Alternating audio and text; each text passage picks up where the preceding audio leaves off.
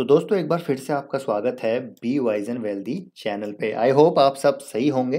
काफ़ी दिन बाद वीडियो आ रही है, जैसे कि मैंने आपको बताया था पोस्ट करके कम्युनिटी पोस्ट पे कि मैं कुछ टाइम के लिए वेकेशन पे जा रहा हूँ, अपने होम टाउन गया हुआ था।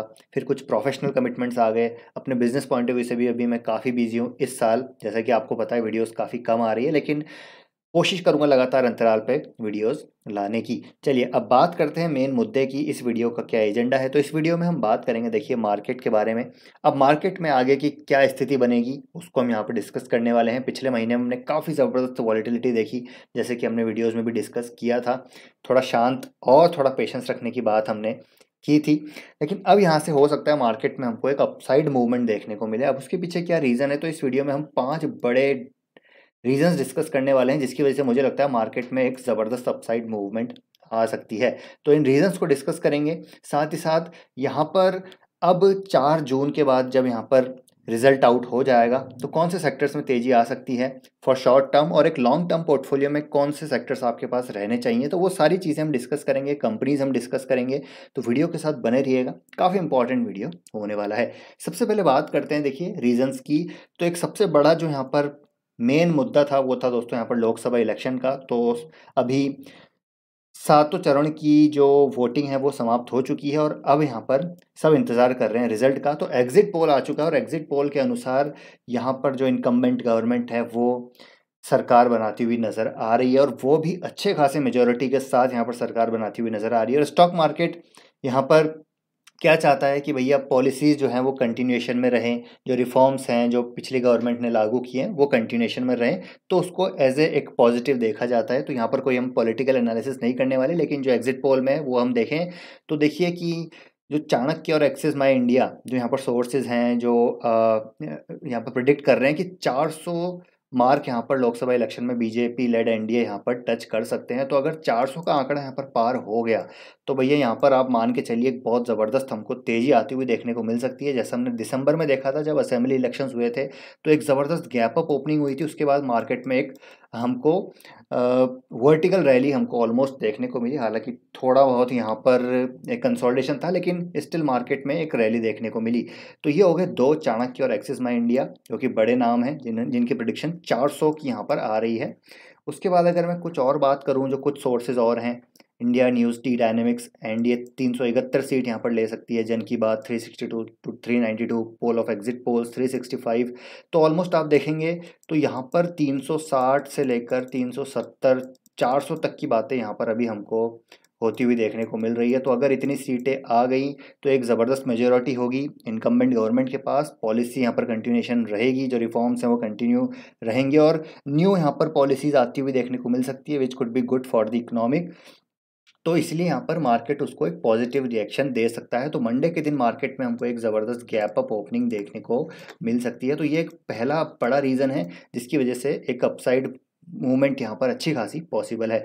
दूसरे रीज़न की बात करें तो ये भी एक बड़ा कारण है जीडीपी ग्रोथ। जी हाँ, तो जीडीपी मार्च क्वार्टर का डेटा आ चुका है, 7.8% की यहाँ पर जीडीपी ग्रोथ आई है, जो कि ज़बरदस्त है। और एनुअल ग्रोथ रेट देखें तो 8.2% की, विच इज़ अबव एक्सपेक्टेशन। तो ये भी एक बहुत बड़ा ट्रिगर है जिसकी वजह से मार्केट में एक ज़बरदस्त पॉजिटिव सेंटिमेंट आ सकता है। तो ये दूसरा रीज़न है।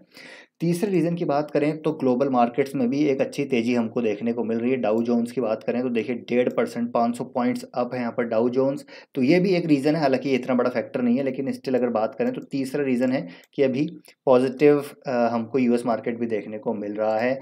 चौथे रीज़न की बात करें तो चौथा रीज़न है यहाँ पर, देखिए, इंडिया की मानसून रेंज अराइव्स अर्ली। तो मानसून यहाँ पर आ चुका है अब की बार जल्दी, और यहाँ पर जो गर्मी पड़ रही है उससे एक राहत मिल सकती है। साथ ही साथ जो कंजम्पशन है, जो फार्म जो यहाँ पर एग्रीकल्चरल जो इकोनॉमी है हमारी, वहाँ पर हमको एक पॉजिटिव रिस्पाइट देखने को मिल सकता है। तो एक ये भी बहुत अच्छा संकेत है कि अगर मानसून जल्दी आ रहा है और अगर अब की बार अच्छा हो गया, जो कि एक्सपेक्टेशन है, तो यहाँ पर कहीं न कहीं डेफ़िनेटली एक बड़ा पॉज़िटिव प्लस पॉइंट हो सकता है यहाँ पर, stock market point of view से भी, इकोनॉमी पॉइंट ऑफ व्यू से भी। तो ये एक चौथा बड़ा कारण है जिसकी वजह से भी यहाँ पर मार्केट में पॉज़िटिव सेंटिमेंट देखने को मिल सकते हैं।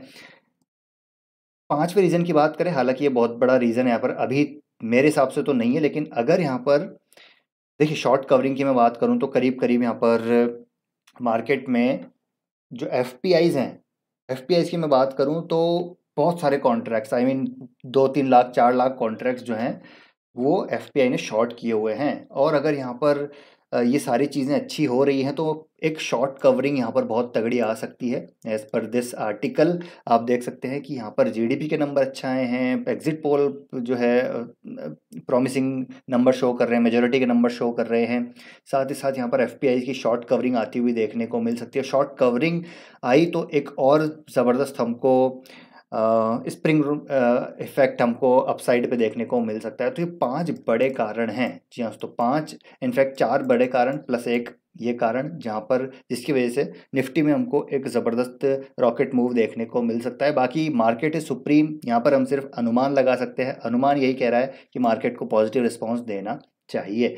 अब मेन क्वेश्चन है कि यहाँ पर हमारी एज ए रिटेल निवेशक क्या रणनीति होनी चाहिए। तो एक बार मैं आपको पहले निफ्टी का चार्ट दिखा देता हूँ। तो देखिए ये था नवंबर, जब 1 दिसंबर जब रिजल्ट आए थे और उसके बाद एक ज़बरदस्त हमको ब्रेक, आप देख सकते हैं गैप अप ओपनिंग देखने को मिली थी रिजल्ट पे। ठीक है, ज़बरदस्त गैप अप ओपनिंग देखने को मिली थी। 20,261 से सीधा मार्केट भैया 300-400 पॉइंट्स की रैली कर गया था। और यहाँ पर भी अगर उम्मीद है कि एक और गैप अप ओपनिंग हमको होती हुई देखने को मिल सकती है और 23,000 का आंकड़ा यहाँ पर निफ्टी कुछ दिनों में ब्रेकआउट दे सकता है। उसके बाद एक और शानदार अपमूव हमको आता हुआ देखने को मिल सकता है। तो लॉन्ग टर्म इन्वेस्टर्स की मैं बात सबसे पहले करूंगा। तो भैया लॉन्ग टर्म इन्वेस्टर्स कुछ नहीं करना है, believe in India story, believe in your stocks, quality stocks, believe in the company you are having in your portfolio. ठीक है, तो ये अपनी कंपनी पे कन्विक्शन रखिए, पेशेंस रखिए और होल्ड कीजिए। लॉन्ग टर्म इन्वेस्टिंग में हिकअप्स आएंगे, काफ़ी सारे इवेंट्स हर साल 2-3-4-5 साल में आपको देखने को मिलेंगे। कुछ ब्लैक स्वॉन इवेंट्स भी होंगे। पोर्टफोलियो कभी आपका 20% अप होगा, कभी -10% होगा, लेकिन this is the part and parcel of the game. आपको लॉन्ग टर्म यहाँ पर सर्वाइव करना है और लॉन्ग टर्म सर्वाइव करेंगे तभी एक बड़ी वेल्थ बनेगी। बाकी देखिए ट्रेडिंग भी कर सकते हैं, ट्रेडिंग में पैसा आप कमाएंगे लेकिन वेल्थ तो भैया लॉन्ग टर्म इन्वेस्टिंग में ही बनेगी। तो आपको एक लॉन्ग टर्म माइंडसेट के साथ ही यहाँ पर रहना है, फोकस करना है, अप्रोच करना है और पेशेंस रखना है बस। ठीक है, बिलीव करनी है इंडिया की स्टोरी पे, क्योंकि यहाँ पर हमारे पास काफ़ी ज़बरदस्त प्लस पॉइंट्स हैं। एज ए इकोनॉमी हम ग्रो कर रहे हैं, डेमोग्राफिक डिविडेंड हमारे पास है, एक गवर्नमेंट यहाँ पर जो है इकोनॉमिक स्टेबिलिटी आ रही है, डेवलपमेंट्स की और वहाँ पर वो फोकस कर रही है। तो एक अच्छी गवर्नमेंट रहेगी, अच्छे यहाँ पर रिफॉर्म्स होंगे। ठीक है, और बाकी प्लस पॉइंट तो है ही, डेमोग्राफी तो है ही, हमारे पास यंग पॉपुलेशन है। ठीक है, साथ ही साथ इकोनॉमी भी ग्रो हो रही है, तो सारी चीज़ें हैं। तो ये काफ़ी सारी चीज़ें हम कई बार डिस्कस कर चुके हैं, अभी इसको हम बात नहीं करेंगे। लेकिन मेरा ये मानना ये है कि लॉन्ग टर्म इन्वेस्टर्स यहाँ पर डेफिनेटली अपने पोर्टफोलियो में अच्छी क्वालिटी कंपनीज लेके होल्ड करिए। अब यहाँ पर हम बात करते हैं क्या, अब यहाँ पर 4 तारीख के बाद क्या हो सकता है। तो मैं अगर short term point of view से बात करूँ तो कुछ थीम्स ऐसी हैं जो डेफिनेटली यहाँ पर अगर ये सरकार आती है तो ये कुछ थीम्स हैं, ये कुछ स्टॉक्स हैं जो यहाँ पर रैली करते हुए देखने को मिलेंगे। पहले हम बात करेंगे इन शॉर्ट टर्म थीम्स की। हालांकि इसमें लॉन्ग टर्म थीम्स भी है, लेकिन मैं बात कर रहा हूँ कि यहाँ पर हमको एक तेज़ी देखने को मिल सकती है मोदी गवर्नमेंट बनते ही। तो जो सबसे बड़ा फैक्टर है वो पीएसयू का है। यहाँ पर पीएसयू स्टॉक्स यहाँ पर तेज़ी दिखा सकते हैं। तो पीएसयू में सबसे पहले मैं बात करूँ तो देखिए यहाँ पर पावर सेक्टर, जी हाँ, तो पावर सेक्टर में एक ज़बरदस्त हमको रैली देखने को मिल सकती है, क्योंकि पावर सेक्टर ऑलरेडी तेज है और काफ़ी सारे रिफॉर्म्स यहाँ पर ऐसे हैं जो पावर सेक्टर को यहाँ पर बूस्ट दे रहे हैं। तो डेफिनेटली पावर सेक्टर पर फोकस करिए। पावर सेक्टर में भी जो पावर फाइनेंसिंग कंपनीज हैं, पीएफसी, आरईसी वगैरह हो गया, ठीक है, और इन पे आप ज़रूर ध्यान दे सकते हैं। कुछ यहाँ पर जो पावर जनरेटिंग कंपनीज हैं उन पे भी आप फोकस कर सकते हैं। तो पावर सेक्टर में तेज़ी आ सकती है, पावर सेक्टर के स्टॉक्स हैं आपके पास तो बने रहिए। अगर आप ट्रेडिंग पॉइंट ऑफ व्यू से पावर सेक्टर स्टॉक्स ले रखे हैं तो ट्रेलिंग स्टॉप लॉस लगा के चलिए, कन्विक्शन है तो आप लॉन्ग टर्म भी बने रह सकते हैं। उसके बाद रेलवे, यहाँ तो रेलवे में डेफिनेटली अगर आप, मैं अभी खुद 15 दिन बाहर रहा हूँ और मैंने देखा है कि कितना ज़बरदस्त डेवलपमेंट हो रहा है। तो रेलवे स्टॉक्स में भी एक ज़बरदस्त तेज़ी आ सकती है। काफ़ी ज़बरदस्त डेवलपमेंट चल रहे हैं। हर रेलवे स्टेशन पे कहीं ना कहीं कुछ ना कुछ यहाँ पर इलेक्ट्रिफिकेशन का काम चल रहा है, कहीं ना कहीं यहाँ पर इंफ्रा रिलेटेड इंफ्रास्ट्रक्चर डेवलपमेंट हो रहे हैं। तो कहीं ना कुछ काम चल ही रहा है। काफ़ी सारी ट्रेन्स जो हैं डाइवर्ट हो रही हैं because of the development works. तो रेलवे पे भी आप फोकस करिए। रेलवे में अच्छी कंपनीज को आप बने रहिए, जिसमें सबसे पहले एक IRCTC तो है ही, जिसको आप लॉन्ग टर्म के लिए होल्ड कर सकते हैं, जिसमें एक RVNL भी है। ठीक है, RVNL हो गया। और जो वैगन कंपनीज हैं, जिसमें टेक्स मैको रेल हो गया, उस पर भी आप ज़रूर कंसिडर कर सकते हैं। राइट्स इरकॉन जैसी कंपनीज, IRFC, इनको होल्ड कर सकते हैं। तीसरा यहाँ पर मैं बताऊंगा, तीसरा जो सेगमेंट है, पहला पावर रेलवे, तीसरा थीम है डिफेंस। डिफेंस पे ज़रूर आपको फोकस करना चाहिए, क्योंकि हर देश अपनी डिफेंस को मजबूत कर रहा है। और इंडिया भी आप देखें तो आत्मनिर्भर भारत में डिफेंस का एक बहुत बड़ा यहाँ पर टर्न अराउंड हमको होता हुआ देखने को मिला है, जहाँ पर हम पहले इंपोर्ट करते थे, अब एक्सपोर्ट भी कर रहे हैं। और मेक इन इंडिया यहाँ पर हमको देखने को मिल रहा है। तो यहाँ पर जो कुछ कंपनीज़ हैं, HAL जैसी कंपनी जो कि मोनोपोली है, ठीक है, भारत डायनेमिक्स लिमिटेड हो गया, भारत इलेक्ट्रॉनिक्स लिमिटेड हो गया, तो यहाँ पर ज़रूर आप इनको देख सकते हैं। प्राइवेट कंपनीज़ भी हैं कुछ, उनको भी कंसिडर कर सकते हैं। तो चौथी यहाँ पर मैं बात करूँगा थीम, वो है दोस्तों PSU बैंक्स, जो यहाँ पर शॉर्ट टर्म में एक ज़बरदस्त रैली दिखा सकते हैं, जिसमें मेरा जो प्रिफर्ड चॉइस है वो SBI है, और कैनरा बैंक अभी यहाँ पर नज़र आ रहा है। टेक्निकली भी अच्छे भी नज़र आ रहे हैं। तो पाँचवीं अगर मैं बात करूँ, तो एक ऐसी थीम है जो शॉर्ट टर्म और लॉन्ग टर्म दोनों में यहाँ पर काफ़ी अच्छी नज़र आती है, जहाँ पर मुझे लगता है ज़बरदस्त पैसा बनेगा शॉर्ट टर्म में भी और वेरी लॉन्ग टर्म में भी। तो वो है दोस्तों म्यूचुअल फंड इंडस्ट्री। रजिस्ट्रार जो कंपनीज़ हैं, जो जो ट्रांसफ़र एजेंट्स हैं, जो brokerage companies, wealth management companies हैं, उन पे आप ज़रूर फोकस करिए, जिसको मैं लगातार बात करता ही रहता हूँ, जिसमें CDSL, कैम्स जैसी कंपनीज़ हैं, वेल्थ मैनेजमेंट कंपनीज़ हैं, उन पे आप ज़रूर फोकस करिए। जैसे मैं लिख भी देता हूँ यहाँ पर CDSL, कैम्स, ठीक है। और वेल्थ मैनेजमेंट कंपनीज भी हैं, काफ़ी ब्रोकिंग कंपनीज भी हैं, तो उन पे आप ज़रूर फोकस कर सकते हैं। बाकी अगर मैं सिक्स्थ की बात करूं, तो सिक्स्थ है यहाँ पर मैन्युफैक्चरिंग। जी दोस्तों, मैन्युफैक्चरिंग एक ऐसी थीम है जो मुझे लगता है short term plus long term दोनों में यहाँ पर काम करती हुई नज़र आएगी। और मैन्युफैक्चरिंग में बहुत सारी कंपनीज हैं जिन पे आप कंसिडर कर सकते हैं। मैन्युफैक्चरिंग में अगर आपको, मेरे पास तो देखिए 2-3 कंपनीज हैं, बहुत ज़्यादा कंपनीज में मैन्युफैक्चरिंग में मैंने अभी ज़्यादा एक्सप्लोर नहीं किया, लेकिन आप म्यूचुअल फंड के रूट को ज़रूर कंसिडर कर सकते हैं, जहाँ पर आपको क्वांट में भी मैन्युफैक्चरिंग फंड मिल जाएगा आपको। और भी कुछ है, अभी मैं दिखाऊंगा। तो वहाँ पर आपको काफ़ी कंपनीज देखने को मिलेगी, जहाँ पर आपको कन्विक्शन है। डायरेक्ट इक्विटी इन्वेस्टिंग भी कर सकते हैं, नहीं तो आप म्यूचुअल फंड भी ले सकते हैं, और लॉन्ग टर्म के लिए यहाँ पर एक डिसिप्लिन वे में SIP कर सकते हैं। सातवां अगर मैं बात करूँ तो सोलार। सोलार थीम भी एक बहुत अच्छी थीम नज़र आ रही है शॉर्ट टर्म और long term point of view से, जहाँ पर PM सूर्य घर मिशन एक ऐसा मिशन है जहाँ पर एक लॉन्ग टर्म सस्टेनेबिलिटी नज़र आ रही है, जहाँ पर 1 करोड़ हाउस होल्ड्स में सोलर पैनल्स यहाँ पर लगाए जाएंगे। तो आप समझ सकते हैं कि जो डिमांड जनरेट होगी वो काफ़ी ज़बरदस्त होने वाली है। तो यहाँ पर सोलर कंपनीज, जो solar panel, solar modules companies हैं, और या फिर प्रॉक्सी कंपनीज हैं, उन पर कंसिडर कर सकते हैं। तो ये short term point of view से प्लस कुछ long term point of view से ये थीम शॉर्ट टर्म में काफ़ी अच्छी नज़र आ रही है। मोदी गवर्नमेंट बनते ही ये जो स्टॉक्स हैं, ये जो थीम्स हैं, ये जो सेक्टर हैं, अगर यहाँ पर पॉजिटिव रहा सब कुछ, तो ये सारे स्टॉक्स और सेक्टर हमको भागते हुए नज़र आ सकते हैं। वैल्यूएशन का आपको ध्यान रखना है, ऐसा नहीं है कि भैया गवर्नमेंट बन गई तो बस आंख बंद करके बाय कर लिया, ऐसा नहीं है। जहाँ पर ज़्यादा ही यूफोरिया है उनसे दूर रहिए। यहाँ पर आपको लगता है कि चले हाँ अब कंसोलिडेशन हो चुका है, थोड़ा सा यहाँ पर अर्निंग अच्छी है, थोड़ा P और वैल्यूएशन थोड़े से रीजनेबल हैं, तो वहाँ पर आप बाय कर सकते हैं। There is always a caveat, तो वो आपको ध्यान रखना है। अब ये हो गई थीम इस गवर्नमेंट की। बाकी मैन्युफैक्चरिंग में बात कर रहा था, मैं एक बार आपको दिखाता हूँ। देखिए यहाँ पर मैंने कुछ म्यूचुअल फंड ओपन किया हुआ है, जो मैं आपको दिखाना चाहूँगा। ICICI प्रूडेंशियल का मैन्युफैक्चरिंग फंड है, काफ़ी अच्छा परफॉर्मेंस रहा है इसका। आप देखिए काफ़ी अच्छा परफॉर्मेंस रहा है 2021 से, काफ़ी अच्छे रिटर्न दिए। बाकी ये 71 होल्डिंग्स है, इस होल्डिंग्स में आप जा सकते हैं, ये तो आप खुद भी चेक कर सकते हैं। इसमें आपको कई कंपनी ऐसी मिलेगी जहाँ पर आपको लगता है कि यार निवेश करना चाहिए, तो आप डायरेक्ट भी कर सकते हैं, वरना म्यूचुअल फंड के रूट के थ्रू भी मुझे लगता है कि एक अच्छा लॉन्ग टर्म डिसिप्लिन वे में इन्वेस्ट किया जा सकता है। इसके बाद एक और फंड है यहाँ पर, क्वांट का है आई थिंक।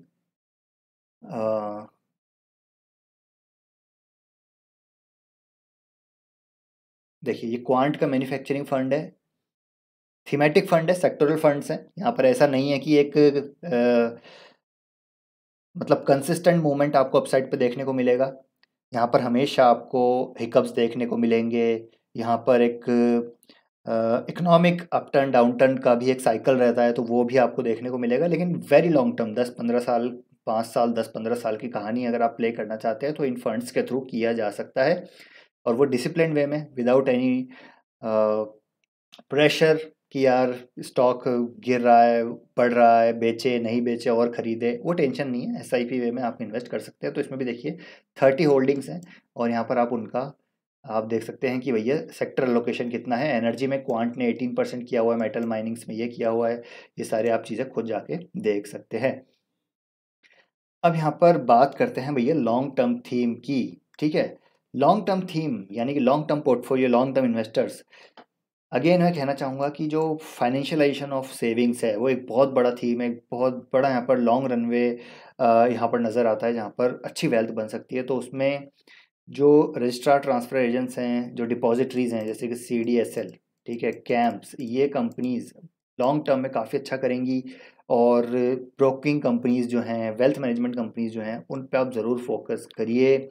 ज़बरदस्त वहाँ पर एंजल, जैसे एंजल ब्रोकिंग है ना, और जैसे आनंद राठी वगैरह हैं। तो ये भी और भी कंपनीज़ हैं, मुझे याद नहीं आ रहा, लेकिन CDSL, कैम्स, के फिनटेक, ये ऐसी कंपनीज़ हैं जहाँ पर अच्छी वेल्थ बन सकती है। तो यहाँ पर कैपिटल मार्केट से जुड़ी हुई एक थीम जो लॉन्ग टर्म ज़बरदस्त वेल्थ क्रिएट कर सकती है, कैपिटल मार्केट थीम। दूसरी थीम बात करें तो यहाँ पर होगी दोस्तों इंफ्रास्ट्रक्चर।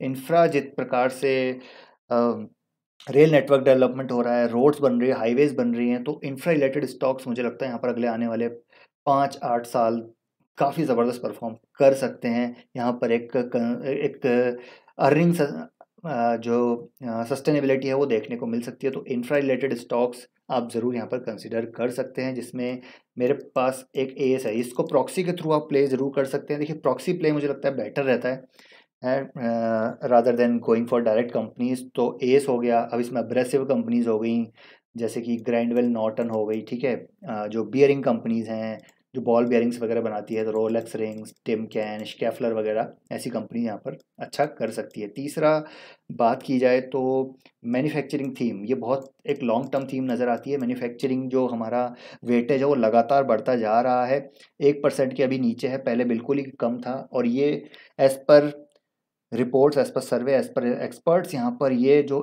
वेटेज है यहाँ से 2, 3, 4, 5% तक भी हमको अगले आने वाले कई सालों में बढ़ता हुआ देखने को मिलेगा। तो मैन्युफैक्चरिंग एज ए थीम एक लॉन्ग टर्म थीम है। जैसे मैंने कहा अभी आपके पास 2 म्यूचुअल फंड मैंने दिखाए थे, म्यूचुअल फंड के थ्रू आप प्ले कर सकते हैं। मेरे पास यहाँ पर बात करूँ तो कुछ कंपनीज़ हैं जैसे कि पॉली मेडिक्योर हो गया, ठीक है। मैन्युफैक्चरिंग में एस भी मैन्युफैक्चरिंग में आता है क्योंकि खुद की मैन्युफैक्चरिंग करते हैं, क्रेन्स, ठीक है। एस भी आता है। रिलायंस इंडस्ट्रीज़ हर क्षेत्र में, इसको तो आप रख ही सकते हैं, ठीक है, रिलायंस हो गया।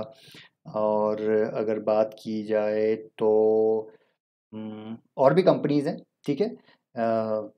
जैसे सोनाकॉम स्टार भी हो गया, ईवी प्लस मैन्युफैक्चरिंग, दोनों को कंसिडर किया जा सकता है। चौथा अगर बात करें तो सोलार, जी हाँ, तो सोलार एक लॉन्ग टर्म थीम नज़र आ रही है क्योंकि जो कार्बन एमिशन को लेकर जो पूरे दुनिया भर में जो चीज़ें चल रही हैं, उसका असर मुझे लगता है यहाँ पर और बढ़ता हुआ देखने को मिलेगा। पॉल्यूशन कंट्रोल, कार्बन एमिशन, जो ईवी इलेक्ट्रिकल, जो ग्रीन हाइड्रोजन जो थीम है, ये सारी, सोलार जो थीम है, ये सारी एक लॉन्ग टर्म थीम्स नज़र आती है। तो सोलार में भी आप अच्छी कंपनीज जो हैं उनको कंसिडर कर सकते हैं, ठीक है। सोलार में जैसे कि एक नज़र आती है अपनी जो कंपनी हमने कई बार उस पे बात की है,